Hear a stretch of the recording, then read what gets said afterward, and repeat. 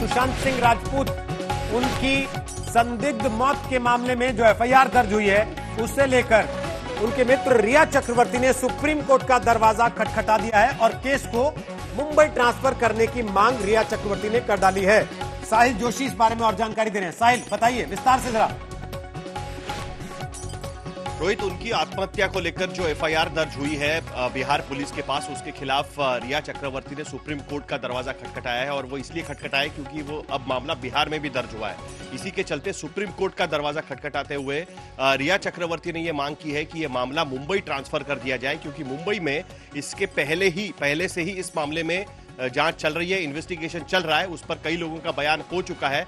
ऐसे में एक ही मामले पर दो राज्यों की पुलिस इस तरीके से इन्वेस्टिगेट नहीं कर सकती, ये दलील देकर केस मुंबई ट्रांसफर करने की मांग की है। आमतौर पर इस तरीके का कोई भी मामला आता है तो उसको 0 एफआईआर करके जिस राज्य में यह घटना हुई और जहां पर इन्वेस्टिगेशन चल रहा है वहां पर ट्रांसफर कर दिया जाता है, लेकिन इस मामले में ऐसा नहीं हुआ।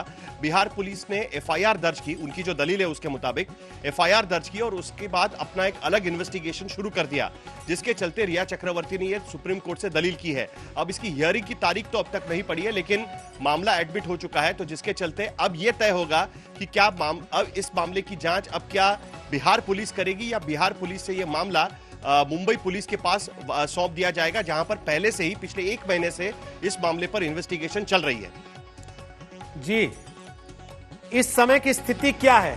क्योंकि सुबह से जो खबरें आ रही हैं वो ये संकेत जो मिल रहे हैं कि बिहार पुलिस को सहयोग नहीं मिल रहा मुंबई पुलिस से, रिया चक्रवर्ती उनको मिली नहीं, तो असल में परिस्थिति क्या है जमीनी?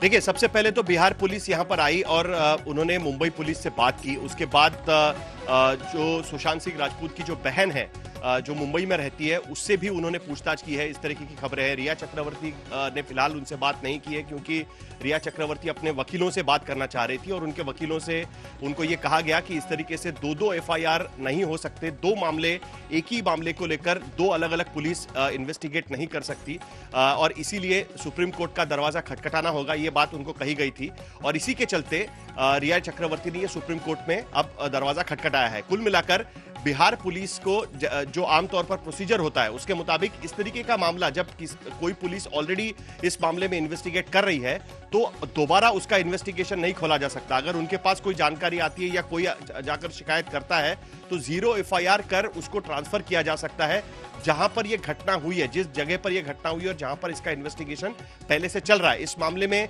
सुशांत सिंह राजपूत का विस्तार रिपोर्ट आ चुका है और जिसके वजह से कोई भी संदिग्धता उसमें नहीं पाई गई है। मुंबई पुलिस इस मामले में पहले ही 40 लोगों का बयान दर्ज कर चुकी है कि सुशांत सिंह राजपूत की आत्महत्या के क्या कारण थे और इसी बीच सुशांत सिंह राजपूत के पिता के स्टेटमेंट के आधार पे बिहार पुलिस ने मामला दर्ज किया। उसमें अबेटिंग सुसाइड से लेकर धोखाधड़ी के मामले उसमें लगाए गए, उसके जो सेक्शंस है वो लगाए गए और उस आधार पर वो इन्वेस्टिगेट करना शुरू कर दिया था। बिहार पुलिस के जो इन्वेस्टिगेटिंग ऑफिसर यहां पर आए हैं, मनोरंजन भारती, उन्होंने जब हमारे संवाददाता दिव्य सिंह से बात की तब उन्होंने यही कहा कि बैंक स्टेटमेंट की भी वो जानकारी लेना चाहते हैं और बैंकों को उसके बारे में लिखेंगे और उनसे जानकारी मांगेंगे। लेकिन अब लगता है कि सुप्रीम कोर्ट के फैसले के बाद ही यह मामला आगे बढ़ पाएगा, क्योंकि सुप्रीम कोर्ट यह तय करेगा कि क्या बिहार पुलिस इसका इन्वेस्टिगेट करेगी या यह मामला मुंबई पुलिस के पास ट्रांसफर कर देना चाहिए या फिर कोई और उसमें रास्ता निकल सकता है। उस पर अब सुप्रीम कोर्ट पे दलील पेश होगी। बिहार पुलिस के खिलाफ, बिहार गवर्नमेंट के खिलाफ दरअसल ये पिटीशन किया गया है और सुप्रीम कोर्ट में अब इसकी सुनवाई होने वाली है।